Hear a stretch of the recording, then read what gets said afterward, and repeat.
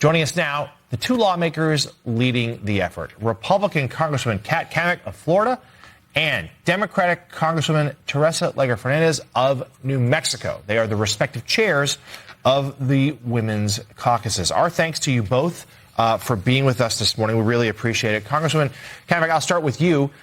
This would certainly be, I'm glad, I guess, this could be a bipartisan effort because so few things are these days on Capitol Hill. Tell us the origin of this particular movement and why you're able to work across the aisle.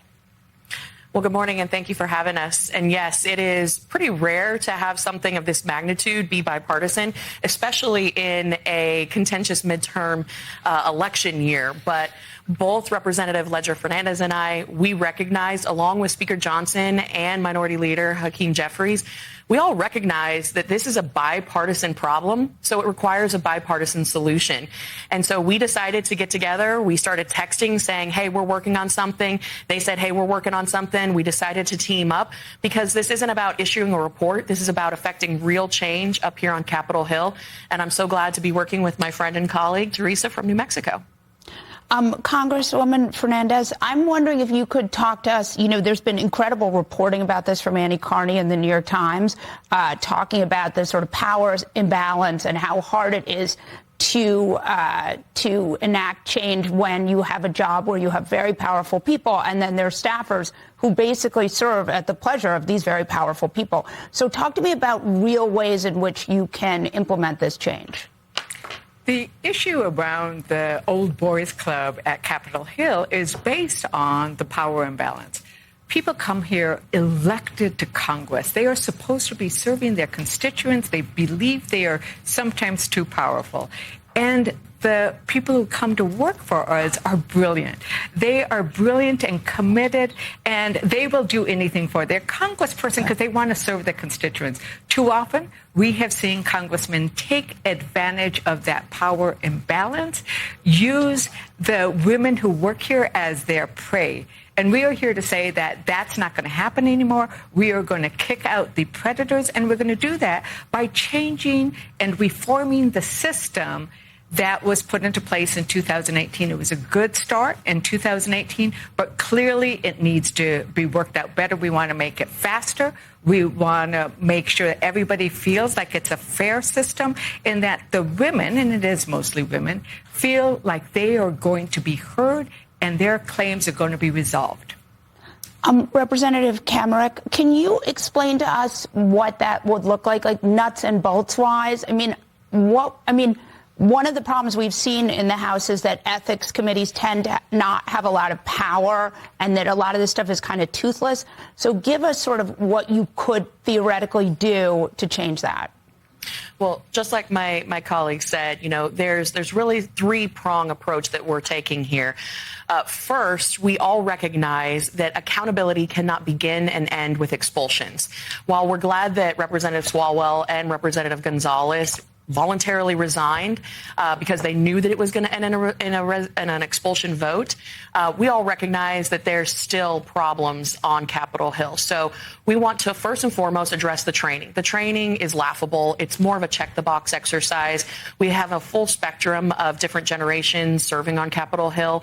What may have been acceptable 40 years ago probably isn't acceptable today. And we need to have that conversation. It will be difficult, but we recognize and are ready for it.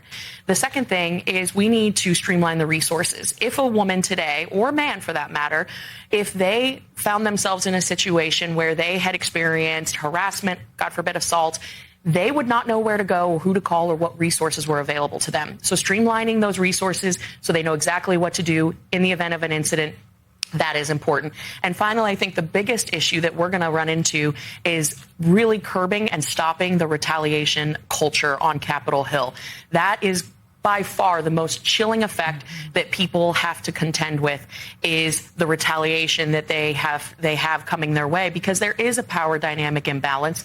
And we also recognize that people are now in the place of trying to make decisions of, do I come forward and tank my career, or do I just stay silent and live with this situation? That is unacceptable.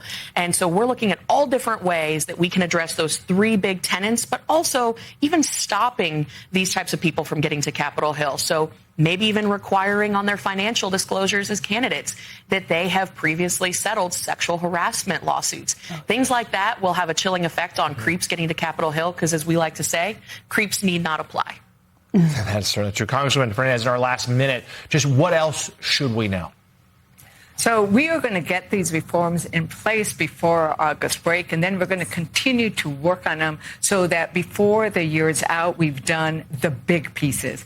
And I call it a 911 for sexual assault, so people know where to go. And we need to make sure that accountability means something, that if you engage in sexual assault of the employees on Capitol Hill, you're going to pay a price. And that price we saw both Gonzalez and Swalwell pay. And I think that needs to be very clear.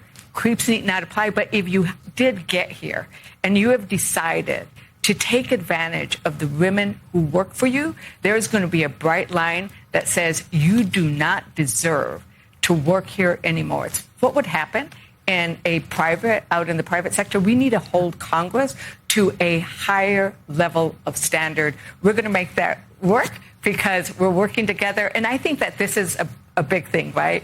We represent over 140 women in Congress. And when you start getting to a critical mass, women will make things happen. We just are good at getting shit done. We'll leave on that. Republican Congresswoman Kat Cammack of Florida and Democratic Congresswoman Teresa Leger Fernandez of New Mexico. We appreciate your work on this and for joining us this morning. Thank you. Coming up next on Morning Joe.